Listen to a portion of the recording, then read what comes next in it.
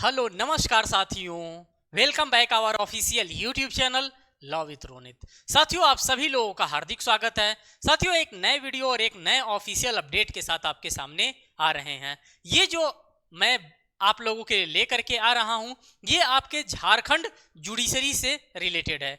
हम यहाँ पे करंट अफेयर्स से रिलेटेड क्वेश्चंस के बारे में बात करेंगे, जो कि आपके एग्जामिनेशन में कंटिन्यूअसली करंट अफेयर्स से क्वेश्चन बनते हैं। तो यहाँ पे आज हम यहाँ पर देखने वाले हैं कि 100 सबसे शक्तिशाली सुपर कंप्यूटर के बारे में, क्योंकि हमारा टेक्नोलॉजी का युग है और इस टेक्नोलॉजी के युग में कंप्यूटर से तो क्वेश्चन बनना ही बनना तय है। आप जब प्रीवियस ईयर पेपर को एनालिसिस करेंगे, एट दैट टाइम आपको देखने के लिए मिलेगा कि हाँ, कंप्यूटर से रिलेटेड हमारे करंट अफेयर्स में क्वेश्चन पूछे जाते हैं। तो सबसे पहले अगर हम फैक्ट की बात करते हैं, ये जो बुलेट पॉइंट में आपको दिख रहा है, ये सभी के सभी फैक्ट हैं और इन सभी के सभी फैक्ट से किसी न किसी एग्जामिनेशन में आपसे क्वेश्चन फ्रेम होगा। तो सबसे पहला जो फैक्ट यहाँ पे हमको प्रोवाइड किया जा रहा है, कहा जा रहा है कि सीडेक पुणे में स्थापित एआई सुपर कंप्यूटर एरावत को विश्व में 75वां स्थान दिया गया है। ये हमारे लिए एक फैक्ट हो गया। और जब जब हम फैक्ट की बात करते हैं, तब तब फैक्ट से हमारे एग्जामिनेशन में क्वेश्चन पूछे जाते हैं। तो ये फैक्ट आपके लिए इंपॉर्टेंट है आपके एग्जामिनेशन पॉइंट ऑफ व्यू से।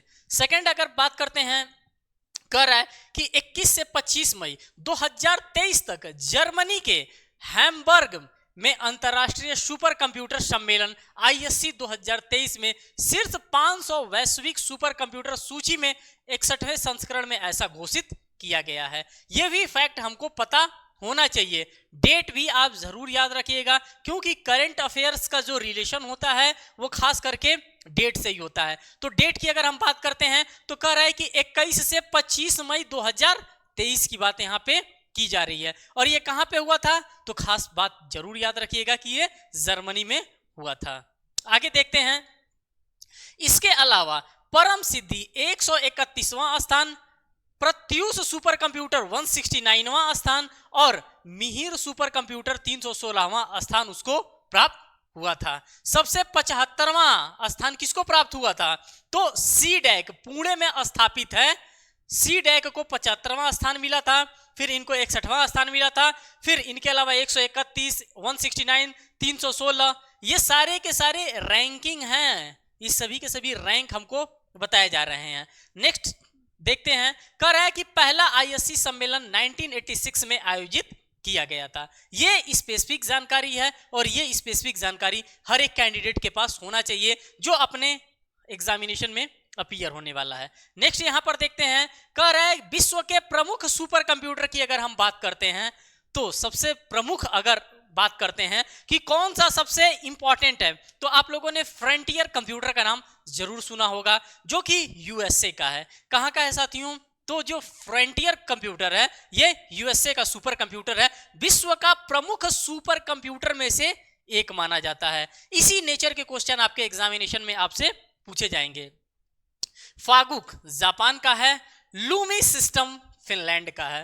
तो इस प्रकार की श्रेणियों को भी आपको जानना जरूरी होता है। साथ ही साथ नोट में देकर के कह रहा है कि परम प्रवेग IISc बेंगलुरु में है, परम अनंत IIT गांधीनगर में है, परम शक्ति IIT खड़गपुर, परम गंगा IIT रुड़की और परम कामरूप IIT गुवाहाटी। ये दे रहा है कि हमारे देश में कौन कौन से सुपर कंप्यूटर किस किस IITs में प्रिपेयर्ड किया गया, उन सभी सुपर कंप्यूटर्स का लिस्ट हमारे सामने प्रोवाइड करके दे रखा है कि अगर हमसे क्वेश्चन पूछ दिया जाता है कि परम अनंत किस IIT के अंतर्गत इस सुपर कंप्यूटर को तैयार किया गया था, तो हमारे पास एक डेटा होना चाहिए कि हाँ, ये गांधीनगर IIT में इसको प्रिपेयर करने का काम किया गया था। और इसी नेचर के क्वेश्चन साथियों आपके एग्जामिनेशन में पूछे जाते हैं। इससे हायर लेवल कभी भी आपसे नहीं पूछा जाता है। जब आप प्रीवियस ईयर पेपर को एनालिसिस करेंगे तो आपको एक टेंटेटिव आइडिया वहां से मिलता जाएगा। अब चलते हैं नेक्स्ट पे।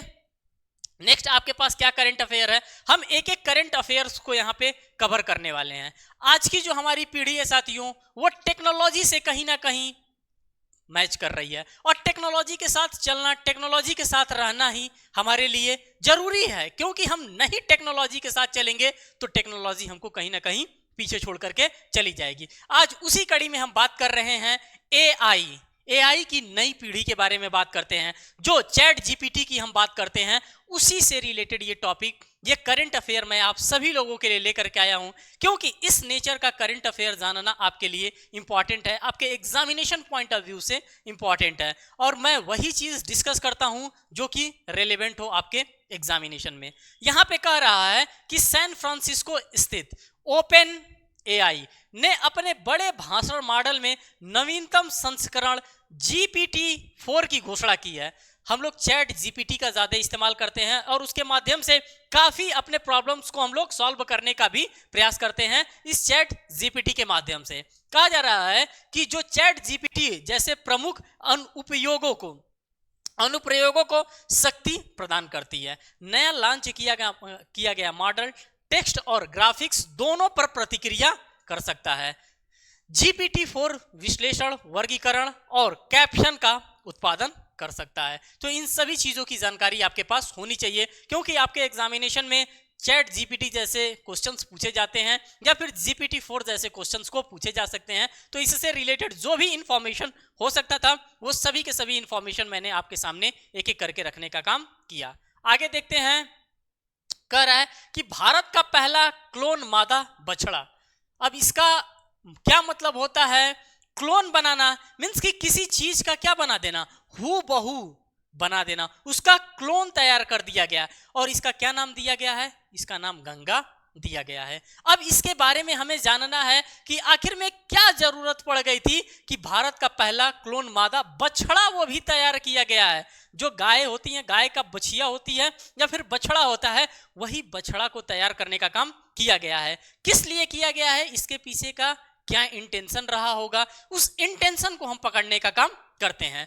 कहा जा रहा है पहले में कि राष्ट्रीय डेयरी अनुसंधान संस्था NDRI करनाल हरियाणा ने दूध उत्पादन बढ़ाने के लिए, अब ये हमारे लिए इंपॉर्टेंट फैक्ट है, अगर बनाया गया है, क्लोन तैयार किया गया है बछड़े का जिसको गंगा नाम दिया गया है, किस लिए किया गया है? तो दूध के उत्पादन को क्या करने के लिए? दूध के उत्पादन को बढ़ावा देने के लिए। आप इसी से को रिलेट कर सकते हैं साथियों अपने 5 ईयर प्लान्स को, क्योंकि 5 ईयर प्लान्स भी आया था और 5 ईयर प्लान में दिया गया था दूध को बढ़ावा देने के लिए। वर्गीस कुरियन द्वारा सारी चीजों को दिया गया था। साथ ही साथ उसी समय एक कॉन्सेप्ट आया था अमूल कंपनी का, आनंद मिल्क यूनियन लिमिटेड। इन सभी चीजों का कहीं ना कहीं रिलेवेंसी हमारे 5 ईयर प्लान्स में था, और वही 5 ईयर प्लान्स के तहत हमने क्या किया था?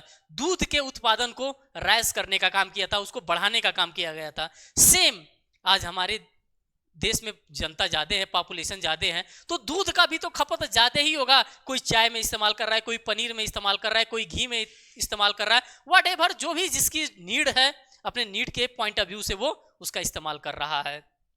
तो उसी लिए देसी नस्ल जो होती है, देसी नस्ल के लिए ये सारी चीजों को किया जा रहा है। देसी नस्ल गिर का भारत का पहला क्लोन मादा बछड़ा गंगा का उत्पादन किया गया है, दूध की बढ़ावा करने के लिए, दूध को बढ़ाने के लिए। आगे के पॉइंट में हम कहते हैं यह प्रतिदिन 15 लीटर से अधिक दूध का उत्पादन करती है। साथ ही साथ आगे कह रहा है यह कार्यक्रम उत्तराखंड पशुधन विकास बोर्ड ULDB देहरादून व राष्ट्रीय डेयरी अनुसंधान संस्था करनाल द्वारा शुरू किया गया है। तो ये आपके लिए इंपॉर्टेंट पॉइंट हो सकता है, ये इंपॉर्टेंट फैक्टर हो सकता है कि यहां से क्वेश्चन बन सकता है आपके करंट अफेयर्स से रिलेटेड। नेक्स्ट क्वेश्चन की हम बात करते हैं। क्या कहा जा रहा है इस क्वेश्चन में? कह रहा है कि पानी के भीतर परमाणु हथियार ले जाने में सक्षम ड्रोन। एक ऐसा ड्रोन तैयार किया गया है जो पानी के भीतर क्या कर सकता है? पानी के भीतर भी ड्रोन को लेकर के जा सकता है। तो अब यहां पर अब देखिए कि क्या कह रहा है और ये किस देश के द्वारा तैयार किया गया है, क्या इसकी आवश्यकता आन पड़ी थी, इसके भी बारे में हम जानने का प्रयास करेंगे। तो पहले पॉइंट को अगर हम यहां पे एनालिसिस करने वाले हैं तो कहा जा रहा है कि उत्तर कोरिया ने परमाणु हथियार ले जाने में सक्षम पानी के भीतर ड्रोन का परीक्षण करने का दावा किया है। ये मैं नहीं कह रहा हूं, ये भारत नहीं कह रहा है। ऐसा कहने वाला कौन है? ऐसा कहने वाला उत्तर कोरिया है। उत्तर कोरिया के द्वारा इस प्रकार का काम किया गया है। यह ड्रोन रेडियोधर्मी सुनामी पैदा कर सकता है। अब देखिए ले तो जा सकता है, आपने साहब उत्तर कोरिया बहुत अच्छा काम किया, लेकिन इसके क्या बैड इफेक्ट पड़ सकते हैं उसके बारे में, उसके कॉन्सिक्वेंसेस के बारे में भी हमें जानने की आवश्यकता है। ले तो जाएंगे, लेकिन ये क्या पैदा कर सकता है? ये पैदा कर सकता है रेडियोधर्मी सुनामी पैदा कर सकता है। तो ये चीज भी हमारे पास जानकारी के तौर पे होना चाहिए। कहा जा रहा है अगले पॉइंट में, नया हथियार जिसे हाइडल कहा जाता है, जिसका अर्थ कोरियाई में सुनामी होता है, किसी भी तट और बंदरगाह पर तैनात किया जा सकता है या ऑपरेशन के लिए एक सतह जहाज द्वारा खींचा जा सकता है। तो आपको इसके बारे में जानकारी हो गई कि हाँ, पानी के भीतर परमाणु हथियार ले जाने में एक सक्षम ड्रोन बनाया गया है। तो किसके द्वारा बनाया गया साथियों? तो ये उत्तर कोरिया के द्वारा बनाया गया है। तो इतनी बेसिक जानकारी आपके पास होनी चाहिए अगर इंटरनेशनल लेवल से रिलेटेड कोई आपके एग्जामिनेशन में करंट अफेयर्स पूछा जाता है। आगे हम देखते हैं, कह रहा है कि गुजरात उच्च न्यायालय के 29वें मुख्य न्यायाधीश, इस नेचर के भी क्वेश्चन हमसे डेफिनेटली पूछे जा सकते हैं कि भैया गुजरात उच्च न्यायालय के या फिर इलाहाबाद हाई कोर्ट यानी कि उत्तर प्रदेश उच्च न्यायालय के न्यायाधीश कौन है। इस नेचर के क्वेश्चन अक्सर हमारे एग्जामिनेशन में हमसे पूछ लिए जाते हैं, क्योंकि हम जुडिशरी लेवल का एग्जामिनेशन देने जा रहे हैं और जुडिशरी ये डिमांड कर सकती है। तो यहां पर देखिए, मैं आप लोगों को एक डाटा दे रहा हूं, 23 जुलाई 2023 का डाटा दे रहा हूं। कह रहा है 23 जुलाई 2023 को न्यायमूर्ति सुनीता अग्रवाल ने गुजरात उच्च न्यायालय के 29वें मुख्य न्यायाधीश के रूप में शपथ ली। किसकी बात की जा रही है? तो सुनीता अग्रवाल की बात की जा रही है, मींस की महिला की बात की जा रही है।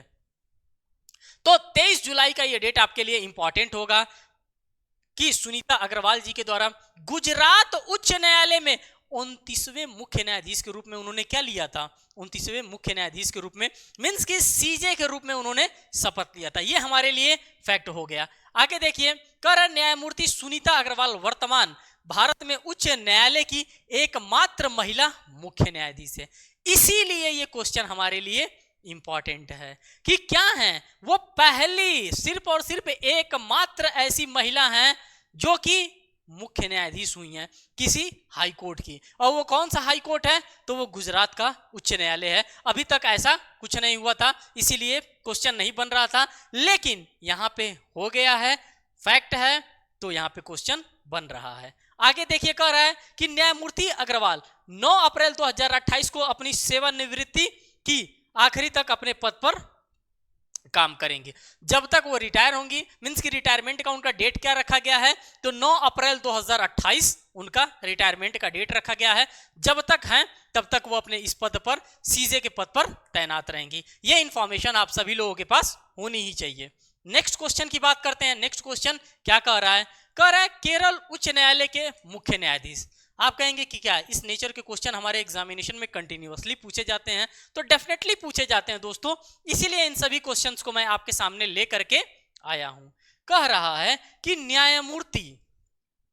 न्यायमूर्ति आशीष जितेंद्र देसाई ने केरल उच्च न्यायालय के 38वें मुख्य न्यायाधीश के रूप में उन्होंने शपथ लिया। यह बात आपको पता हो गया कि हाँ, कितने नंबर वाले हैं चीफ जस्टिस? तो ये हैं 38वें नंबर के मुख्य न्यायाधीश। कहां के हैं? तो केरल उच्च न्यायालय के। इस नेचर के क्वेश्चन बन सकते हैं। साथ ही साथ कह रहा है कि केरल के राज्यपाल आरिफ मोहम्मद खान ने नवनियुक्त मुख्य न्यायाधीश को पद की शपथ दिलाई है। वह पहले गुजरात उच्च न्यायालय के न्यायाधीश थे। तो इस प्रकार से आप क्वेश्चंस को भी कोरिलेट करने का काम करेंगे। और आप लोगों को यह भी पता हो जाना चाहिए कि जो हमारे सीजे होते हैं, जिनको हम लोग चीफ जस्टिस कहते हैं, सीजे एक आई होते हैं और एक सीजे होते हैं। अगर हम सीजे आई की बात करते हैं तो ये कहां पे होते हैं? ये इंडिया में होते हैं, मींस कि ये एससी में होते हैं, सुप्रीम कोर्ट ऑफ इंडिया में होते हैं। लेकिन जब हम सीजे की बात करते हैं तो ये स्टेट्स में होते हैं। कहां पे होते हैं? तो स्टेट के ये हाई कोर्ट में होते हैं। हर एक स्टेट के हाई कोर्ट होता है और हर एक स्टेट के हाई कोर्ट में क्या बनते हैं? एक सीजे मुख्य न्यायाधीश होते हैं और यहाँ पे सीजेआई होता है, मींस की चीफ जस्टिस ऑफ इंडिया होता है, जो कि सुप्रीम कोर्ट में बैठते हैं। और ये कहाँ बैठते हैं? तो ये हाई कोर्ट में बैठते हैं। तो इस नेचर की भी जानकारी आपको होनी चाहिए। लेकिन साथ साथ एक और जानकारी आपके पास ये होनी चाहिए कि अगर हम शपथ की बात करते हैं कि ये सीजेआई को शपथ कौन दिलाता है, तो सीजेआई को शपथ अगर दिलाने की बात करते हैं तो प्रेसिडेंट ऑफ इंडिया के द्वारा इनको शपथ दिलाया जाता है। आप कहेंगे तब इनको कौन शपथ दिलाता है हाईकोर्ट में, तो इनको मैं कहूंगा कि कौन दिलाता है, तो राज्यपाल के द्वारा इनको शपथ दिलाने का काम किया जाता है। यह भी जानकारी आप सभी लोगों के पास होना चाहिए इस नेचर का, क्योंकि इस नेचर के भी कभी कभार क्वेश्चन पूछ लिए जाते हैं और एट दैट टाइम हमको नहीं पता होता है तो हम क्वेश्चन को गलत करके चले आते हैं। नेक्स्ट क्वेश्चन की हम बात करते हैं। क्या कह रहा है, कह रहा है समलैंगिक विवाह पंजीकरण। सबसे तो पहले आप जानिए समलैंगिक विवाह क्या होता है, फिर हम जानेंगे कि पंजीकरण क्या होता है। हम लोगों ने रजिस्ट्रेशन एक्ट के बारे में पढ़ा है, हम लोगों ने हिंदू मैरिज एक्ट को भी कहीं ना कहीं पढ़ा है, हिंदू मैरिज एक्ट 1955, उसमें रजिस्ट्रेशन ऑफ मैरिजेस की बात करता था। मैरिजेस जब होंगी तो एक अपोजिट सेक्स के साथ ही मैरिज होता था और आज तक यही नेचुरल होता था, यही किया भी जाता था। लेकिन यहां पे क्या कहा जा रहा है, कह रहा है कि समलैंगिक विवाह पंजीकरण की बात की जा रही है। मींस कि सेम सेक्स से शादी हो सकता है, यह बात समलैंगिक विवाह का मतलब होता है। आगे देखिए इसमें क्या कहा जा रहा है, एक एक फैक्ट्स को हम पढ़ेंगे और एक एक फैक्ट्स के तहत एक एक इंफॉर्मेशन आपके सामने शेयर करने वाले हैं। कहा जा रहा है कि नेपाल के उच्च न्यायालय द्वारा समलैंगिक विवाह को वैध घोषित किए जाने के 5 महीने बाद औपचारिक रूप से इस तरह के एक विवाह को पंजीकृत किया। यह कहां का मामला है, तो यह मामला नेपाल का है। नेपाल के उच्च न्यायालय के द्वारा इस प्रकार का काम किया गया है।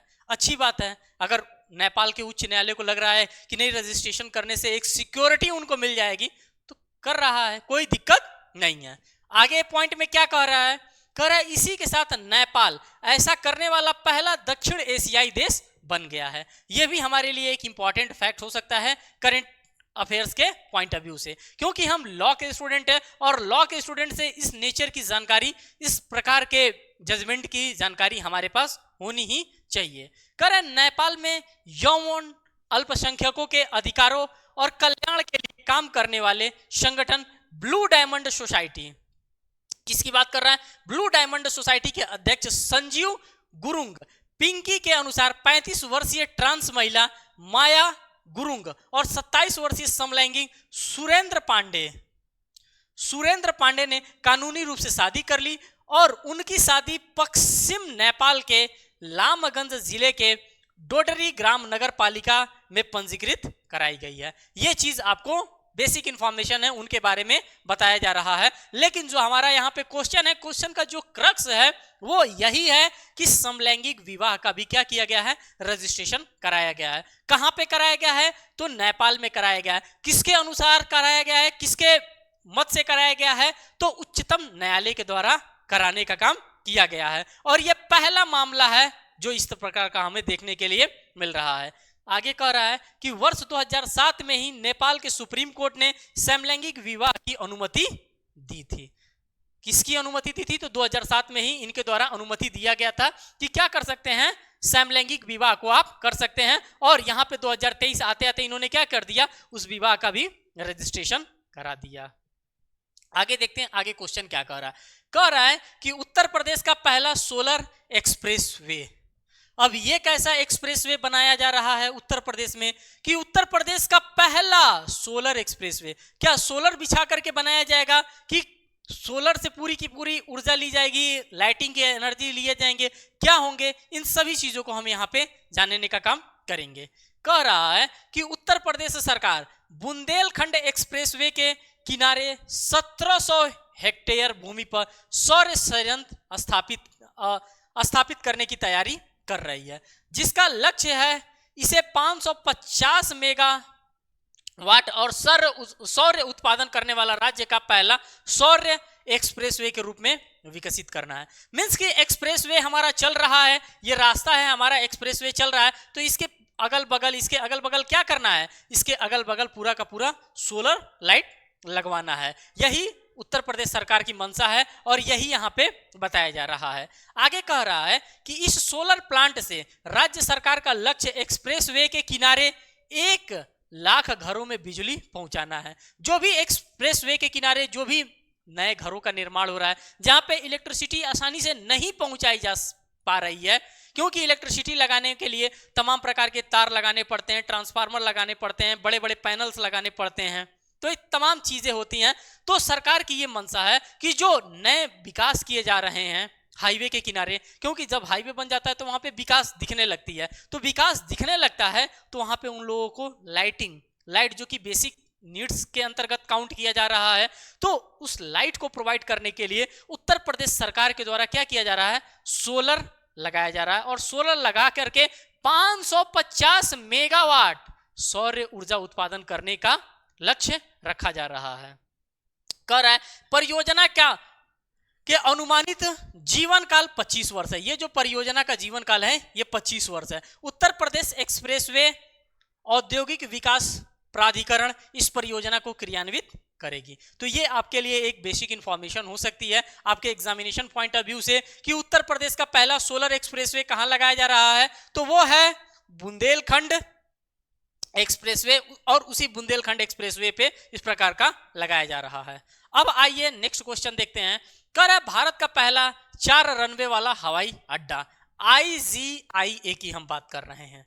अब आप कहेंगे कि ये क्या है कि भारत का पहला, भारत की बात कर रहे हैं, उत्तर प्रदेश, बिहार, झारखंड, छत्तीसगढ़, रांची ऐसे राज्य की बात नहीं कर रहे हैं, भारत की हम बात कर रहे हैं कि भारत में एक ऐसा रनवे बनाया गया है, भारत का पहला रनवे बनाया गया है जहां पे 4 रनवे, ऐसा हवाई अड्डा बनाया गया है जहां पे 4 रनवे होंगे। अब देखिए कहां पे बनाया गया है, किस तरह से बनाया गया है, क्या हवाई यात्रा को ज्यादा सुलभ बनाने के लिए किस लिए किया गया है, इसके बारे में हम जानकारी इकट्ठा करते हैं। दिल्ली के इंदिरा गांधी अंतरराष्ट्रीय हवाई अड्डे IGIA ने एक महत्वपूर्ण उपलब्धि हासिल की है।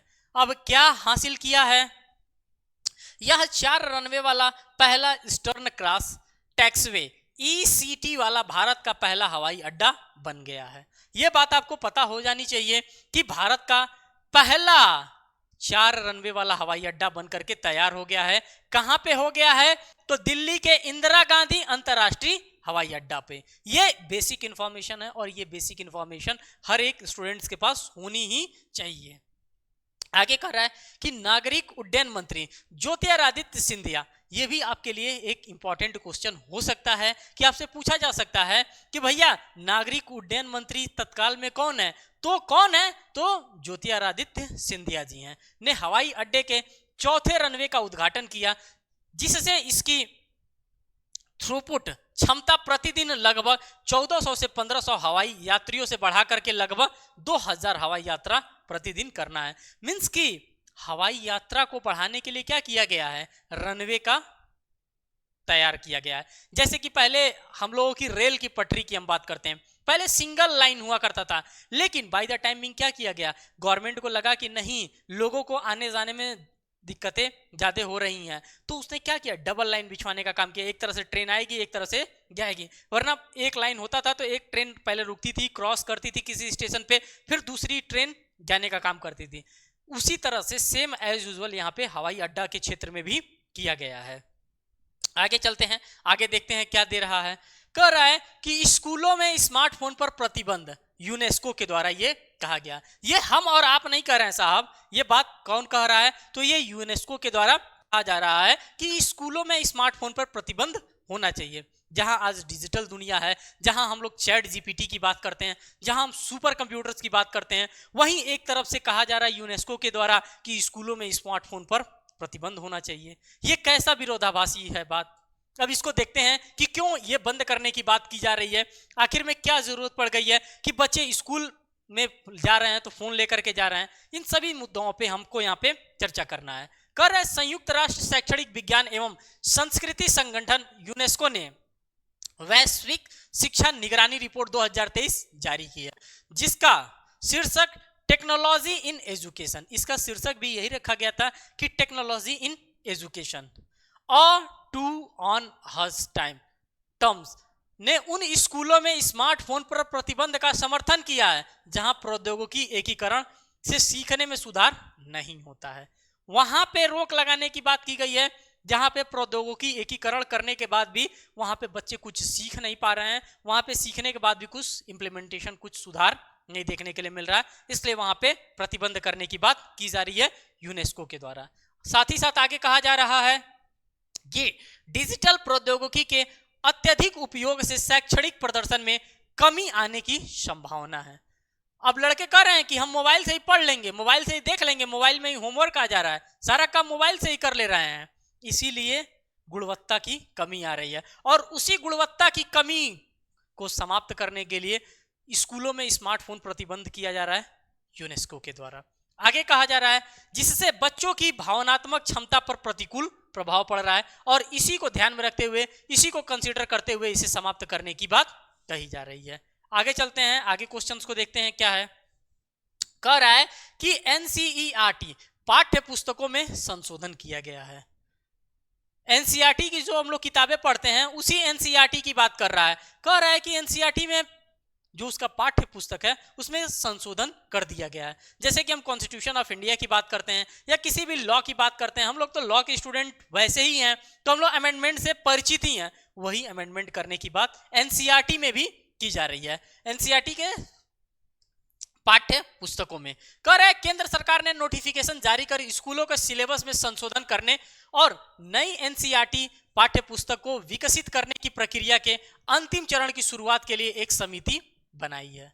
यहाँ पे एक समिति का निर्माण कर दिया गया है और समिति का निर्माण करके क्या किया जा रहा है, एनसीईआरटी का जो पाठ्य पुस्तक है जो उसमें संशोधन करने की बात कही जा रही है।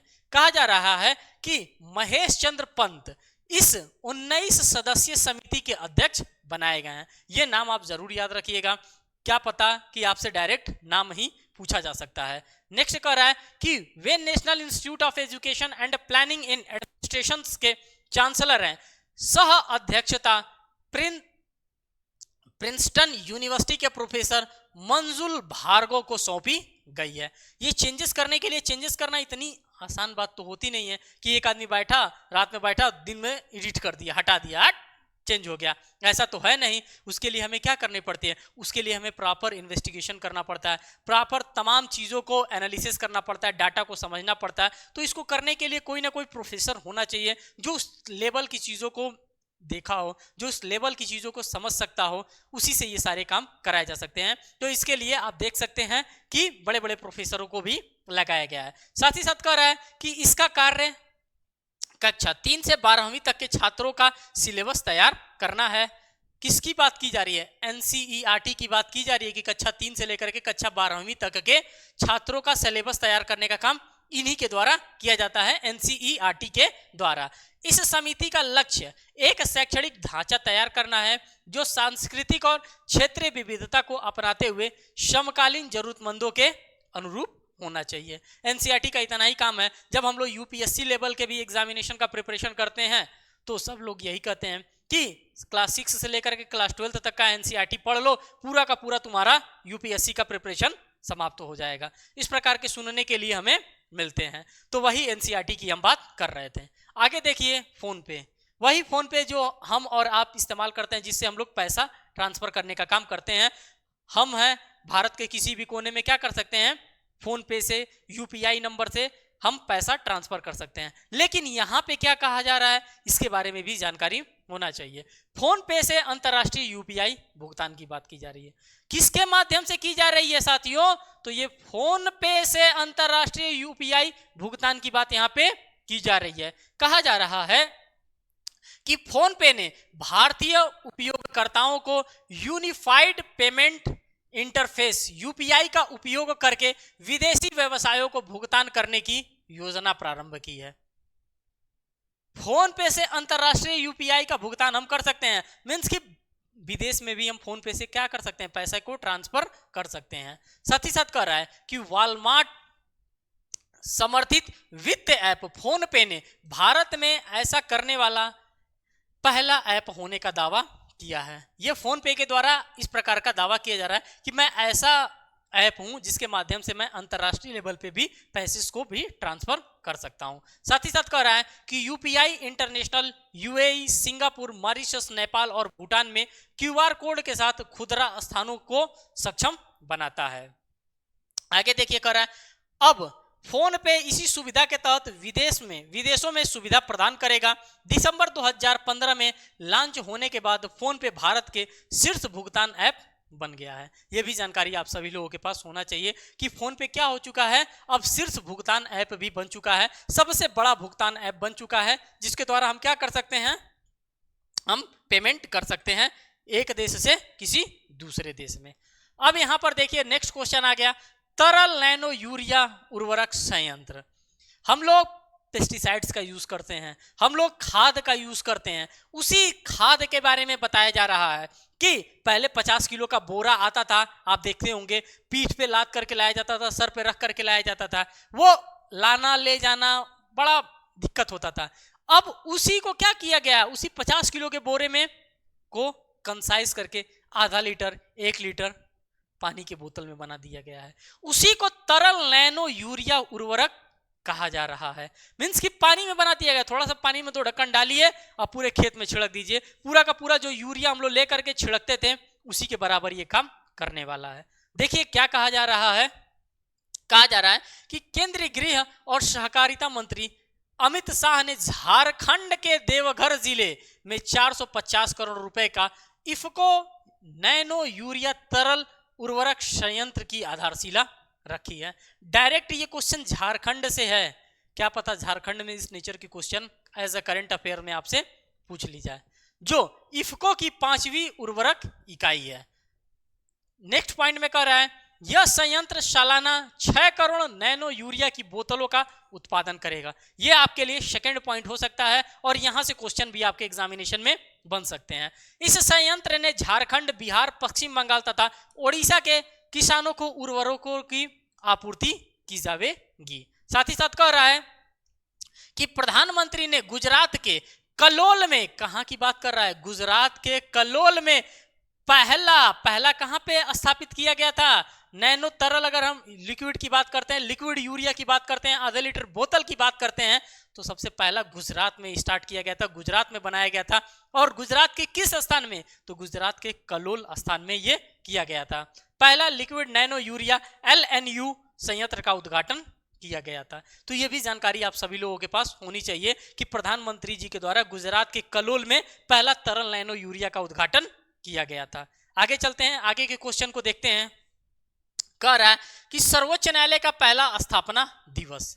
यह भी क्वेश्चन हमारे एग्जामिनेशन के लिए इंपॉर्टेंट हो सकता है, क्योंकि हम लॉ के पॉइंट ऑफ व्यू से पढ़ रहे हैं, और जब हम लॉ के पॉइंट ऑफ व्यू से काम करते हैं, जब लॉ के पॉइंट ऑफ व्यू से हम बात करते हैं, तो वो सारी चीजें हमारे लिए इंपॉर्टेंट हो जाती है जो कि हमारे से जुड़ी होती हैं, मीन्स की जुडिशरी सिस्टम से जुड़ी होती है। पहला पॉइंट यहाँ पे ये कह रहा है कि 4 फरवरी 2023 को 73 वर्षों में पहली बार सुप्रीम कोर्ट का स्थापना दिवस मनाया गया। यह सबसे इंपॉर्टेंट बात हो सकती है कि 73 वर्षों में, 1-2 वर्षों की बात नहीं कर रहे हैं, 73 वर्षों में पहली बार सुप्रीम कोर्ट की स्थापना दिवस मनाया गया है।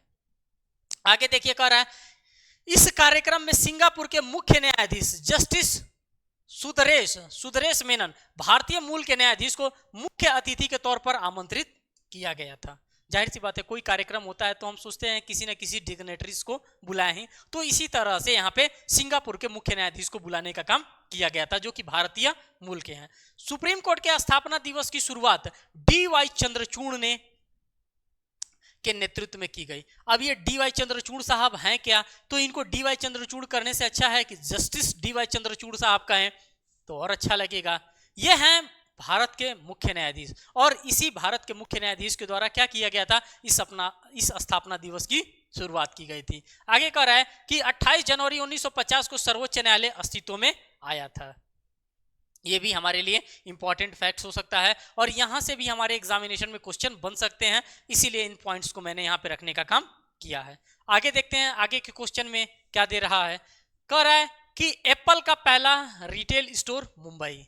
एप्पल से आप सभी लोग कहीं ना कहीं वाकिफ हैं, और सब कोई चाहता है कि हमारे पास फोन हो तो एप्पल का iPhone हो। उसी की बात हम यहाँ पे कर रहे हैं, ये आप ही से रिलेटेड मामला है। कह रहा है कि एप्पल ने भारत के वित्तीय और वाणिज्यिक केंद्र मुंबई में अपना पहला भौतिक स्टोर खोलने का काम किया है। दूसरा कह रहा है कि कंपनी ने जियो वर्ल्ड ड्राइव मॉल में अपना स्टोर खोला है, जो रिलायंस इंडस्ट्रीज के स्वामित्व वाली संपत्ति है। साथ ही साथ कह रहा है कि 20 अप्रैल 2023 को एप्पल कंपनी ने अपना दूसरा रिटेल स्टोर नई दिल्ली में खोला है। साथ ही साथ कह रहा है कि एप्पल भारत में अपने नवीनतम आईफोन 14 का निर्माण करेगा। तो ये सारी की सारी जानकारी आज के जनरेशन के पास होनी ही चाहिए और करंट अफेयर के भी पॉइंट ऑफ व्यू से हमारे पास होना चाहिए।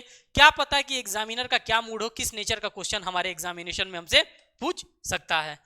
हमारे पास एक और क्वेश्चन है, कह रहा है कि 30वां राष्ट्रीय पंचायती राज दिवस। हम सभी लोगों को पता है कि हम लोग पंचायती राष्ट्र के बारे में सभी लोगों ने कहीं ना कहीं पढ़ा है। 73वां संविधान संशोधन की बात करते हैं या फिर 74वां संविधान संशोधन की बात करते हैं या फिर directive principle of state policies में आर्टिकल नंबर 40 की बात करते हैं। तो वो सभी के सभी के बारे में हम यहाँ पे समझने का काम करेंगे।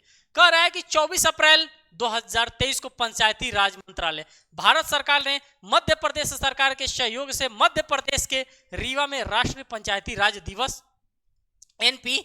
NPRD को आजादी का अमृत महोत्सव के हिस्से के रूप में मनाया है।